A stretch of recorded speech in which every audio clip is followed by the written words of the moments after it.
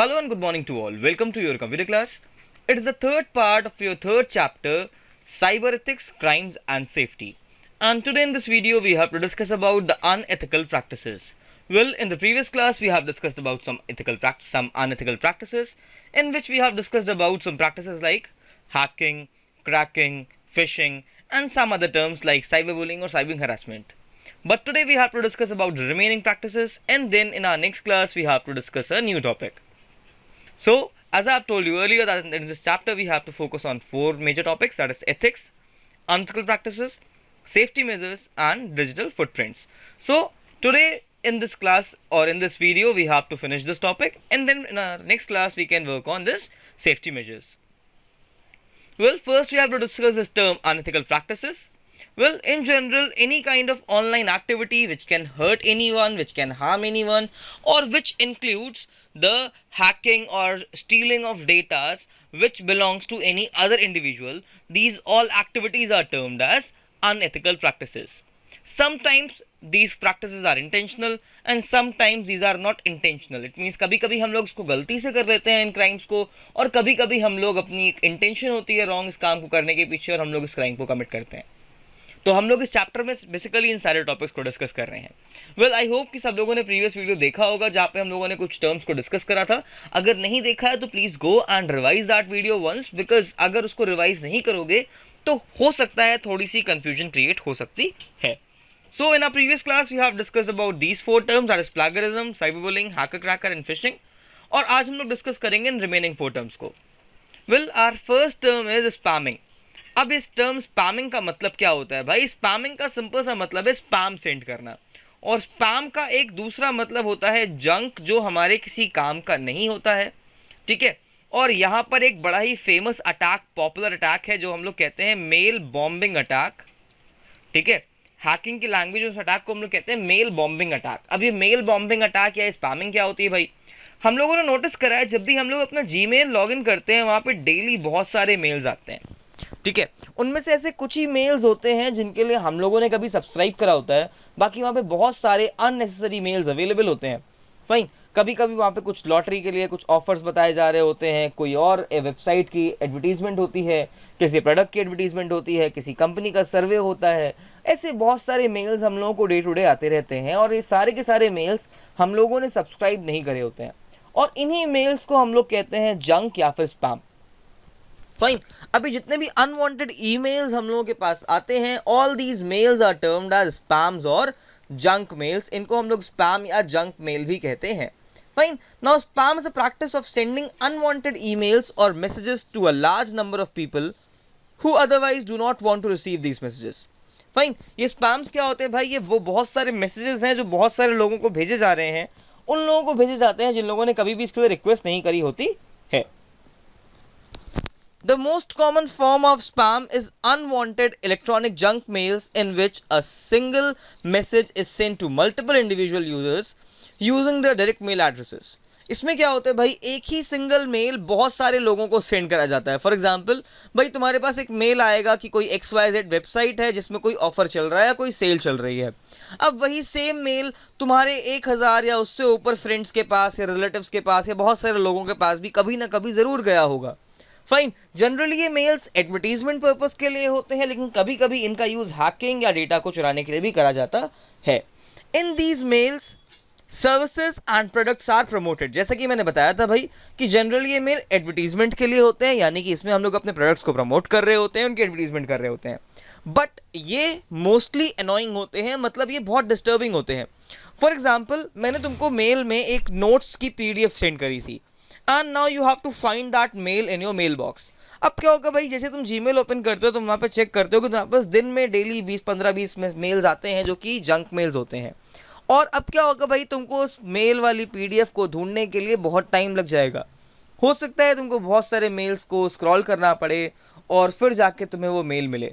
तो अल्टीमेटली यहाँ से क्या हुआ भाई? अल्टीमेटली इसने हम लोगों का टाइम किल करा, हम लोगों के रिसोर्सेज को किल करा, और हो सकता है कभी कभी ये तुम लोगों को तुम्हारा जीमेल बॉक्स ओपन करने में भी बहुत डिले दे, या कुछ यहाँ पे टाइम स्टैम्प ज़्यादा बढ़ सकता है. कभी कभी देखा होगा ना कि हम लोग जब अपना जीमेल लॉगिन करते हैं, कोई भी जब मेलिंग सर्विस लॉगिन करते हैं तो बहुत टाइम लेती है, और फिर वहाँ पे लिख के आ जाता है कि you have 15,000 mails which are not readed yet. तो भाई ये जनरली ऐसा क्यों हो रहा है? बिकॉज वहाँ पे स्पैम्स आ रहे हैं कॉन्टिन्यूसली, जो क्या करते हैं, हम लोग के सर्वर्स को बिजी कर लेते हैं। वेल, ये एक हार्मलेस एक्टिविटी है। इट मीन्स इससे तुमको कोई भी हार्म नहीं होगा, बट इससे हार्म होता है मेलिंग सर्वर्स को। फाइन, वो जो मेलिंग सर्वर है जिससे तुमको ये मेल भेजने की फैसिलिटी मिली हुई है, उस मेलिंग सर्वर को प्रॉब्लम होती है इस स्पैम या इस जंक मेल से। Sometimes these are used for identity theft और साइबर फ्रॉड। कभी कभी इन मेल्स का काम साइबर फ्रॉड के लिए भी होता है। इट मीन्स कभी कभी ये लोग क्या करते हैं भाई, इसके लिए कुछ फिशिंग लिंक्स भी क्रिएट कर लेते हैं। सपोज करो तुम्हारे पास कोई स्पैम आएगा, कोई एक जंक मेल आएगा जिसको तुम नहीं देखना चाहते थे। उस मेल में लिखा होगा भाई कि तुम्हारा रिपोर्ट कार्ड मैंने इस लिंक में अपलोड कर दिया है, click here and check your result. अब भाई तुम लोग क्या करोगे, फटाफट से रिजल्ट को ओपन करोगे, वहां पे अपना आईडी पासवर्ड टाइप करोगे और कुछ नहीं आएगा तुम्हारे पास। उल्टा तुम्हारा आईडी पासवर्ड कोई स्टील कर लेगा एंड देन ही और she can easily use it. Fine, as you are able to see these two images, इस इमेज में देखो और इस इमेज में देखो बेटा, यहाँ पर ये बहुत सारे जंक मेल्स हैं, अनवांटेड मेल्स हैं, जिसने क्या कर रखा है, इस पर्सन को बिल्कुल अनॉय करके रखा हुआ है। ये बंदा परेशान हो गया है, डिस्टर्ब हो गया इतने सारे मेल्स देख करके। देखो वो खाएंगे तो नहीं हम लोग एक्चुअल में से। And then look over this image, इसमें क्या दिखा रहा है भाई, ऐसे बहुत सारे मेल्स हैं जो क्या हैं, एक बंदे के मेल बॉक्स में जा रहे हैं और वो सब के सब क्या हैं, स्पैम्स हैं। यानी वो सारे मेल्स हैं जिनके लिए हम लोगों ने कभी भी कोई भी सब्सक्रिप्शन नहीं लिया था। आई होप ये सबको अच्छा लगा होगा, टॉपिक सबको समझ में आया होगा। अगर इसमें कुछ तुम लोगों को पूछना हो extra, then you can comment down. I will try my best to include that extra thing in the next class. Now the biggest thing कि भाई आखिरकार हम लोग इस स्पैमिंग को प्रिवेंट कैसे करें, हम लोग इस स्पैमिंग को रोकें कैसे। सबसे इंपॉर्टेंट चीज, जैसा कि मैंने बताया था कि स्पैमिंग में क्या होता है भाई, हम लोगों को ईमेल्स आते हैं, अनवांटेड ईमेल्स आते हैं। फाइन, अब एक काम करो, किसी भी XYZ वेबसाइट पे, जब भी हम लोग नेट पे कोई भी वेबसाइट ओपन करते हैं भाई, तो इंटरनेट पे ऐसी लाखों वेबसाइट्स जो क्या करती हैं, हम लोगों से बोलती हैं कि please type your email address. वो हम लोगों से बोलती हैं अपना ईमेल टाइप करो या लॉग इन करो। तो first point is never provide your email address to any unreliable website as it could be misused by them for sending spam mails। कभी भी किसी भी ऐसी वेबसाइट या ऐसी एप्लीकेशन जिसकी तुम्हें कोई भी ऑथेंटिसिटी नहीं पता है, ऑथेंटिसिटी नहीं है तुमको, जिसके लिए तुमको कोई भी नहीं इन्फॉर्मेशन है कि वो ऑथेंटिक है कि नहीं है, उस टाइप की मेल्स में कभी भी, वेबसाइट्स में कभी भी अपने मेल एड्रेस को टाइप मत करो। Then next, use spam filter facility of your mail server to block unwanted mails. Well, nowadays in most of our mailboxes or in our email accounts we have the spam filter option. By default it is activated in the Google accounts। ये जितने भी हम लोग के Gmail IDs होते हैं, तो हम लोगों ने देखा होगा बहुत सारे मेल्स ऑटोमेटिकली एक स्पैम या एक जंक वाले फोल्डर में चले जाते हैं। फाइन, तो अगर कभी भी कोई भी रिस्की मेल आता है जिसमें कोई भी हैकिंग वाली लिंक दी होती है या कोई भी ऐसी एक्टिविटी जिससे हो सकती है जो आपके इन्फॉर्मेशन को स्टील करे, तो ये मेलिंग सर्वर्स क्या करते हैं, उन लिंक्स को या उन मेल्स को ऑटोमेटिकली ब्लॉक कर देते हैं। Then the next important part, never reply to the mail collected under the spam folder। अगर कभी भी कोई ईमेल तुम्हारे स्पैम फोल्डर में चली जाती है और वो किसी अनऑथेंटिकेटेड सोर्स से थी, यानी उस सोर्स के बारे में तुम्हें कोई भी इंफॉर्मेशन नहीं थी, तो भाई इस पर रिप्लाई मत करो। लेकिन एक छोटी सी डिफिकल्टी है भाई, सपोज करो मेरी एक वेबसाइट है जिसका नाम है computorial.in, ठीक है, और इसका एक मेल एड्रेस भी है जो मैंने तुम लोगों को बता रखा है भाई, that is contact@computorial.in। Fine, now suppose I am sending a mail from this. जैसे ही मैंने तुमको इस वाली ईमेल से एक मेल सेंड करा, तो हो सकता है गूगल क्या करेगा या जीमेल क्या करेगा, इस मेल से आए हुए ईमेल को डाल देगा जंक या स्पैम वाले फोल्डर में। अब उसने ऐसा क्यों करा, बिकॉज उसको नहीं पता था कि जो वेबसाइट है ये ऑथेंटिक है कि नहीं है, या फिर जो मेल आया है इसके लिए तुमने कभी सब्सक्राइब करा था या नहीं। तो कभी कभी क्या होता है भाई, ये जो स्पैम फिल्टर्स होते हैं, ये कुछ ऐसी वेबसाइट जो हम लोगों ने सब्सक्राइब करी होती हैं उनको भी जंक या स्पैम में डाल देते हैं। Fine, that's why it is mostly recommended that कि भाई किसी भी XYZ वेबसाइट जिसको तुम नहीं जानते हो उस पर अपना ईमेल एड्रेस मत टाइप करो। Now let's move to our second important topic, that is individuals right to privacy और right to privacy. Fine, it is all about privacy. Privacy का मतलब क्या होता है भाई, अपनी चीजों को प्राइवेट या सीक्रेट रखना। फॉर एग्जाम्पल, हम लोग बहुत सारे ऐसे काम करते हैं दिन में जिसके बारे में हम लोग अपने फ्रेंड्स या बहुत सारे लोगों को नहीं बताना चाहते हैं, and that is termed as our privacy। Fine, for example तुमको तुम्हारे घर में मामा या पापा ने क्या करा, पनिश करा, और तुम अपने फ्रेंड्स को नहीं बताना चाहते हो बिकॉज वो तुम्हारी प्राइवेसी का पार्ट है। या फिर तुम्हारे किसी एक XYZ फ्रेंड ने तुमको एक पार्टी दी सीक्रेटली और तुम उसको शेयर नहीं कर रहे हो because it is about your privacy. तुमको अपनी प्राइवेट चीज़ों को लोगों के साथ शेयर नहीं करना है। Fine, so now this important thing is there, that is individual right to privacy. Internet पे हम लोगों के पास एक राइट होता है, वो कहता है कि हम लोग अपनी चीज़ों को दुनिया से प्राइवेट रख सकते हैं, यानी हम लोग उनको बाकी लोगों से छिपा सकते हैं ताकि वो कभी मिसयूज ना हो पाए। वहीं जैसे कि तुम लोग यहाँ पे देख सकते हो भाई, यहाँ पर एक मिस्टर एक्स है, एक अंकल जी हैं, वो क्या कर रहे हैं, लैपटॉप को यूज़ कर रहे हैं, और ये लोगों की दुनिया की बहुत सारी आंखें, देखो यहाँ पे 3 आंखें दिख रही हैं, कोई चौथा बंदा भी होगा यहाँ बैठा हुआ। फाइन, ये सब के सब लोग क्या कर रहे हैं, इनके ऊपर नजरें गड़ाए हुए हैं, दे जस्ट वांट टू सी कि what he is doing. Now privacy deals with rights of an individual to keep his personal information secret from others and disclose only the selective one. Privacy का simple सा मतलब होता है, ये user को एक right मिलता है जिसके थ्रू वो क्या कर सकता है भाई, अपनी सिर्फ लिमिटेड इंफॉर्मेशन को ही लोगों के साथ डिस्क्लोज कर सकता है, जितनी वो डिस्क्लोज करना चाहता है, और बाकी सारी चीजें रहती हैं सेव्ड यानी कि प्रोटेक्टेड। फॉर एग्जाम्पल, जब भी हम लोग फेसबुक पे कोई भी इमेज अपलोड करते हैं, या जब भी हम लोग व्हाट्सएप पे कोई भी स्टेटस अपलोड करते हैं, तो वहाँ पे बहुत सारे प्राइवेसी फीचर्स हैं। वहाँ पे हम लोग सिलेक्ट कर सकते हैं कि हम लोग उस इमेज को या उस स्टेटस को कितने लोगों के साथ शेयर करना चाहते हैं, कौन कौन उसको देख सकता है। Fine, so all these are the features of privacy. It is unethical and illegal to use such information without the consent of the concerned person. अब अगर किसी भी चीज़ में मैंने कोई प्राइवेसी सेट करी हुई है, सपोज करो मैंने किसी इमेज को कुछ लिमिटेड इंडिविजुअल्स के साथ शेयर करा हुआ है, फाइन, अब भाई उनमें से कोई एक इंडिविजुअल क्या करता है, मेरी उस इमेज का मिसयूज कर रहा है, उसको किसी और वेबसाइट पे पोस्ट कर रहा है, तो भाई ये मेरी प्राइवेसी के अगेंस्ट हो जाएगा, और फिर ये एक अनएथिकल या फिर एक इलीगल एक्टिविटी भी बन जाती है। So that's why it is important to save private information from unauthorised sources. इसका मतलब क्या हुआ, अगर कोई भी ऐसा बंदा जिस पर तुम ट्रस्ट नहीं करते हो, उसके साथ कभी भी अपनी कोई भी प्राइवेट इंफॉर्मेशन शेयर मत करो। Fine, well let's take a very simple example. Suppose करो भाई एक स्कूल में बच्चा था मिस्टर वी, ठीक है। अब ये जो मिस्टर वी थे भाई, इनका रिपोर्ट कार्ड बहुत खराब आया था, और भाई क्या हुआ, इन्होंने अपने एक फ्रेंड था इनका कोई मिस्टर एस, इन्होंने क्या करा, उस मिस्टर एस को अपना रिजल्ट कार्ड दिखा दिया। अब मिस्टर एस ने क्या करा, रिजल्ट की खींच ली फोटो और चुपचाप से जाके अपने इंस्टाग्राम में कर दी पोस्ट। अब जैसे ही इन्होंने इसको रिजल्ट की फोटो को करा इंस्टाग्राम पे पोस्ट, तो ये भाई थी मिस्टर वी की प्रॉपर्टी, और मिस्टर वी की प्रॉपर्टी का यहाँ पर क्या हो गया, इलीगल यूज हो गया। So we can call it as a individual's right to privacy, privacy act के अंडर में आ गया। और एस ने क्या करा है, एस ने वी की प्राइवेसी को हार्म करा है, यानी उसने उसकी इंफॉर्मेशन को उसकी परमिशन के बिना क्या करा, पब्लिक कर दिया। अब क्या होगा भाई, अब मिस्टर एस के अगेंस्ट मिस्टर वी कोई भी केस फाइल कर सकते हैं। अब जरा समझते हैं what are the measures to protect privacy, हम लोग कैसे प्राइवेसी को सेव कर सकते हैं, मतलब बचा सकते हैं। First thing, never share your login credentials with anyone, कभी भी किसी के साथ अपना आईडी पासवर्ड मत बताओ। फाइन, अपने फैमिली मेंबर्स, अपने भाई बहन या पेरेंट्स के अलावा किसी और के साथ कभी भी अपना पासवर्ड शेयर मत करो, बिकॉज तुमको नहीं पता है कि तुम जिसको भी अपना पासवर्ड दोगे वो तुम्हारे अकाउंट से क्या करने वाला है।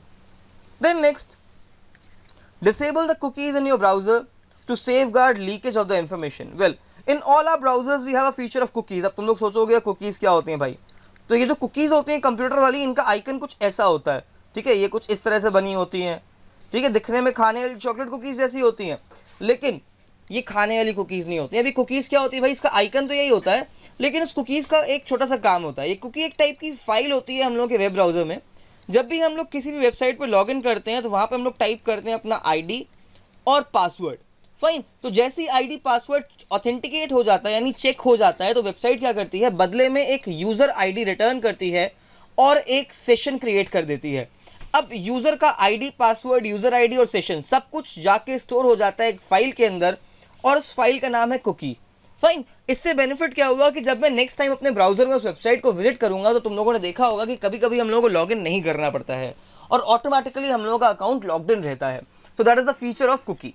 फाइन, तो हम लोगों को इन कुकीज़ को डिसेबल कर देना चाहिए, बिकॉज एक पॉसिबिलिटी है यहाँ पर कि अगर तुम्हारे ब्राउजर में कुकीज़ इनेबल थी और तुम्हारे किसी फ्रेंड ने तुम्हारी फ़ोन को एक्सेस करा या तुम्हारे पीसी को एक्सेस करा, तो वो हो सकता है तुम्हारे अकाउंट को ओपन करके उसका मिसयूज़ भी करे, और इससे तुम्हारी प्राइवेसी जो है वो हार्म हो सकती है।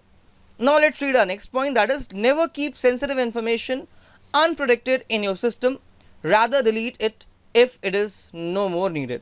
अगर कोई भी ऐसी इन्फॉर्मेशन है जो तुम्हारे लिए बहुत ज़्यादा इंपॉर्टेंट है, फाइन, उसको कभी भी अपने सिस्टम में अनप्रोटेक्टेड मत छोड़ो। मतलब सपोज करो भाई तुम्हारे पास कुछ ऐसा डेटा था जिसको तुम दुनिया के साथ शेयर नहीं करना चाहते हो, तो उसको किसी भी पब्लिक वेबसाइट पे अपलोड मत करो, फाइन, उसको किसी पेन ड्राइव में सेव मत करो, उसको अपने सिस्टम में ओपनली सेव मत करो, उसको या तो पासवर्ड के थ्रू लॉक करके रखो या फिर उसको देखने के बाद या यूज करने के बाद एक बार में ही डिलीट कर दो।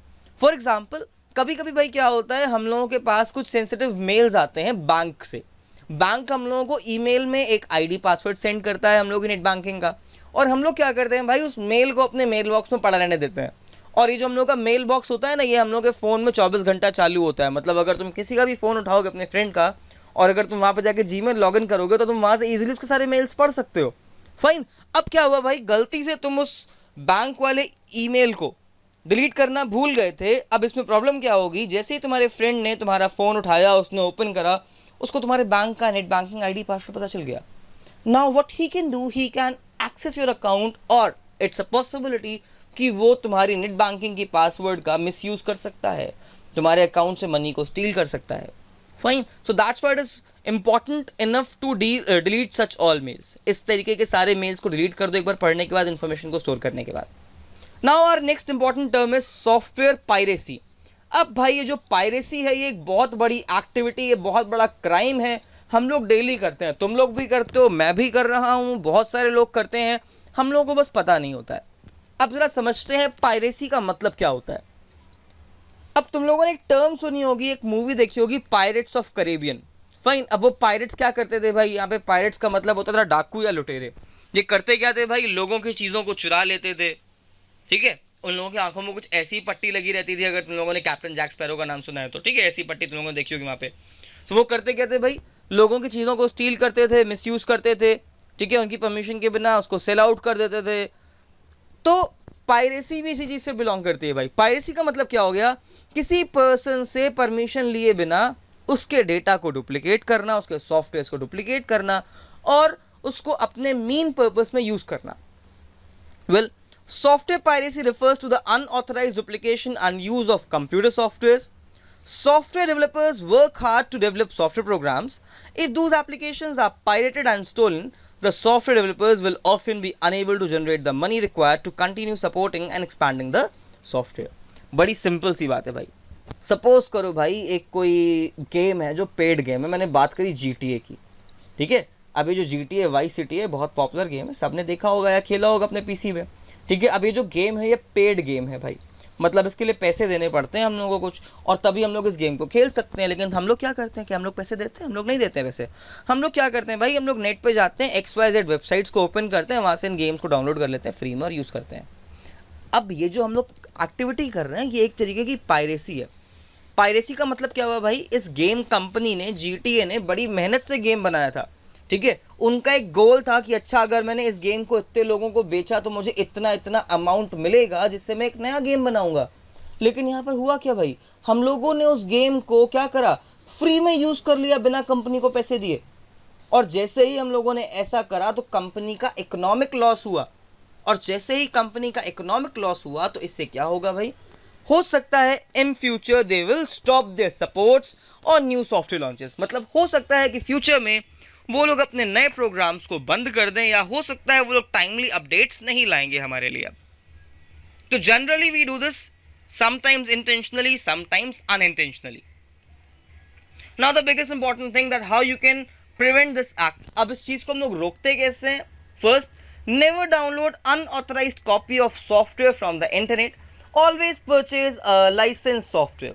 कभी भी किसी भी सॉफ्टवेयर को नेट से अनऑथराइज्ड कॉपी उसकी डाउनलोड मत करो, हमेशा ऑथेंटिक सॉफ्टवेयर ही परचेज करो। Second, never use software purchase from one system और मल्टीपल सिस्टम। सॉरी, कोई भी ऐसा सॉफ्टवेयर जिसको हम लोगों ने किसी एक पर्सन के लिए यूज करा था, परचेज करा था, उसको मिसयूज मत करो, उसको बार बार रीयूज मत करो। मतलब क्या हुआ भाई, सपोज करो भाई मेरे पास 5 कंप्यूटर्स थे, मैंने क्या करा, मैंने एक कंप्यूटर के लिए एक सॉफ्टवेयर परचेज करा। Now I am using that software in all my 5 computers. Fine. If I am doing so, तो मैं क्या कर रहा हूँ, मैं कंपनी के मनी को या उसकी होने वाली इनकम को कम कर रहा हूँ, रोक रहा हूँ। So it can be termed as a piracy act.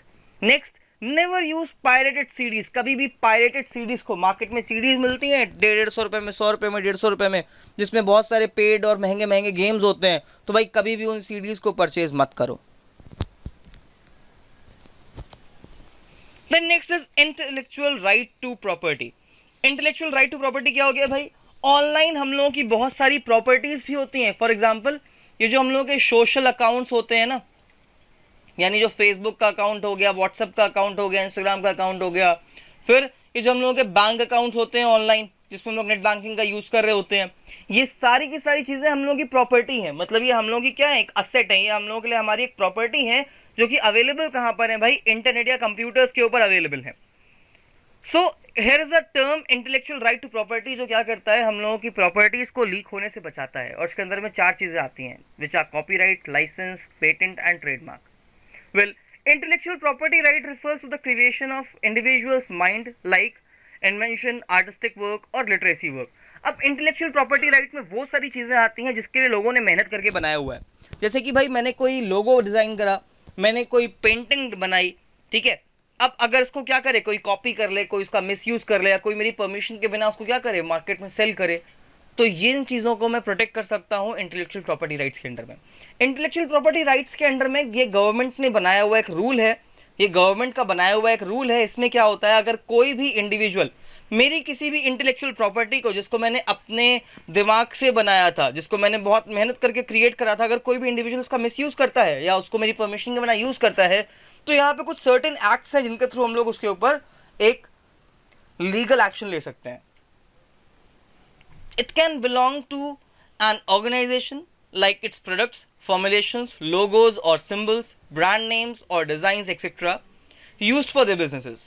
Intellectual property right protects the unauthorized use of such intellectual properties either directly or by reproducing it in some other form. अब ये intellectually property right का act क्या करता है भाई, ये generally हम लोगों के डेटा को या वो चीज़ें जिनको हम लोगों ने क्रिएट करा है, डेवलप करा है बहुत मेहनत से, ये उनको कॉपी होने से या उनको चोरी होने से बचाने का काम करता है। अब इसमें चीज़ें क्या क्या आ जाती हैं भाई, कोई भी प्रोडक्ट जो हम लोगों ने बनाया है, it can be a software, document, presentation.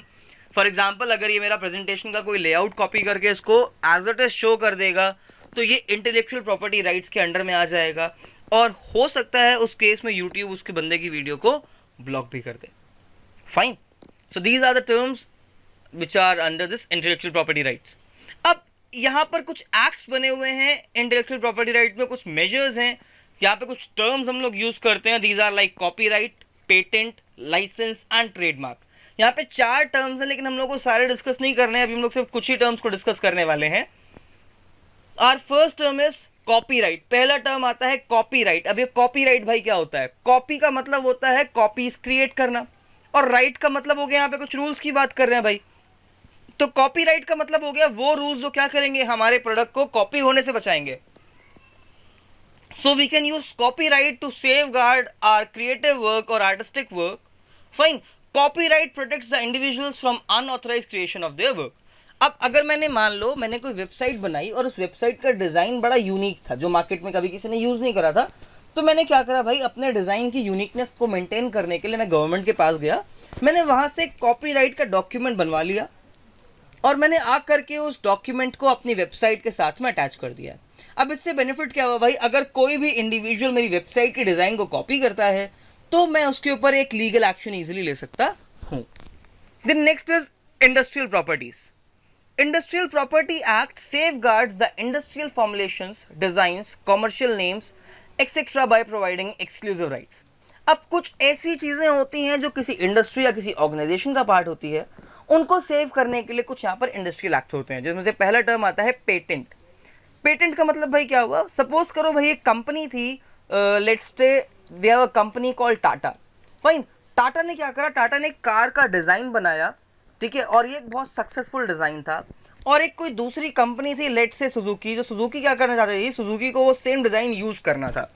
अब सुजुकी उस सेम डिजाइन को कॉपी नहीं कर सकती है, वो क्या करेगी, वो टाटा के पास जा करके उसका एक पेटेंट परचेज कर लेगी। जैसे ही उसने टाटा से पेटेंट परचेज कर लिया, अब उसमें बेनिफिट क्या हुआ, अब सुजुकी उस डिजाइन को बना सकती है। मतलब हम लोग अपनी चीजों के पेटेंट्स को मार्केट में सेल कर सकते हैं, जिससे अदर कंपनीज उसको ऑफिशियली यूज कर सकती हैं। So patents provide formulation right to industries on their research products. अगर किसी भी चीज को रिसर्च या मेहनत करके बनाया है हम लोगों ने और उसको हम लोग लीगली सेल करना चाहते हैं, तो हम लोग वहां पे पेटेंट्स का यूज करते हैं। Then our next term is trademark. Trademark भाई क्या होता है, सपोज करो कोई लीगल नेम था या किसी के शॉप का नेम था, मैंने एक एग्जांपल ले लिया, there is a name called RMB, सबको पता होगा राम मिष्ठान भंडार, ठीक है। तुम लोगों ने देखा होगा आरएमबी के लोगों के बाद एक छोटा सा टी बना होता है सर्कल में, या फिर एक आर बना होता है सर्कल में, ठीक है, या एक सी बना होता है सर्कल में। अगर आर बना हुआ है इसका मतलब ये ट्रेडमार्क है, अगर टी बना हुआ है it means it's a trademark, अगर आर बना हुआ है it means it is registered, and अगर सी बना हुआ है इट मींस वहां पे कॉपीराइट लगा हुआ है। तो अगर किसी भी लोगों के आगे इस तरीके का कुछ भी लगा हुआ है मतलब वो प्रोटेक्टेड चीज है, उसको हम लोग कॉपी नहीं कर सकते हैं। अब ट्रेडमार्क का मतलब क्या होता है भाई? अब ट्रेडमार्क जैसे ही मैंने अपने किसी भी लोगो, नेम या सिंबल के लिए पिक करा, इसका मतलब अब वो लोगो या वो नेम कोई और कंपनी यूज नहीं कर सकती है। फॉर एग्जाम्पल अगर मेरी वेबसाइट है, जैसे जो कि एक्चुअल में है, तुम लोगों ने विजिट नहीं करी है, so I have a website that is computorial in, जिसका नाम यहाँ पर लिखा हुआ है, ये एक ट्रेडमार्क है, फाइन। इस नाम की दूसरी वेबसाइट तुम लोग नहीं बना सकते हो with the same extension, you can not create a computorial dot in, तुम लोग दूसरी कंप्यूटोरियल डॉट इन नहीं बना सकते हो, बिकॉज ये एक ट्रेडमार्क है, फाइन। और अगर कभी कोई ऐसा कर भी लेता है तो मैं उसके लिए एक लीगल एक्शन ले सकता हूं, fine. Then next is industrial design rights. Industrial design rights में क्या होता है भाई? ये भी पेटेंट्स की तरीके ही है। कभी कभी कंपनीज में क्या होता है, हम लोग कुछ स्पेशल टाइप की डिजाइन बनाते हैं, उनको सेफ गार्ड करने के लिए हम लोग इस वाले राइट का यूज करते हैं। वेल ये जितने भी कॉपीराइट्स और ये तुम लोगों ने टर्म्स पढ़ी हैं, these are just theoretical terms, ये सिर्फ थ्योरी के फॉर्म में है, इनको सिर्फ रीड करना है, fine. Don't worry, you will get the notes. भाई मैंने बहुत सारे बच्चों के कमेंट्स पढ़े थे, मैसेजेस देखे थे कि sir you are not providing us the notes. बेटा पहले चैप्टर खत्म होने दो, फाइन, पहले चैप्टर को समझो, पूरा चैप्टर को कंप्लीट होने दो, then you will get the notes. Notes कहीं भागे नहीं जा रहे हैं, first thing. Second most important thing, in the coming exam you have 2 chapters, chapter number 1 and chapter number 2, so you just have to practice those 2 chapters. I don't want to kill your time, मुझे तुम लोगों का time नहीं किल करना है ना कि मैं तुम लोगों को वाला चैप्टर दे दूं अभी, फिर तुम लोग उसको कंप्लीट नहीं करोगे, तुम लोग अपना उन्हीं चैप्टर्स को प्रिपेयर करते रहोगे पिछले वाले, fine. So just prepare the first 2 chapters, जैसे ये कंप्लीट हो जाएगा मैं तुम लोगों को नोट्स दे दूंगा, you will get proper time, आराम से कंप्लीट करके इसको सबमिट कर देना, fine. So thank you for watching this video, stay safe, stay healthy and keep learning.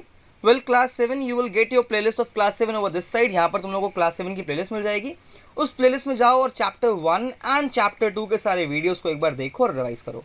And over this side you will get your previous class video, जो हम लोगों ने लास्ट सेशन में डिस्कशन करा था, उसका वीडियो तुम लोगों को यहाँ पे मिल जाएगा, तो एक बार जाओ उसको भी देखो और रिवाइज करो। Thank you.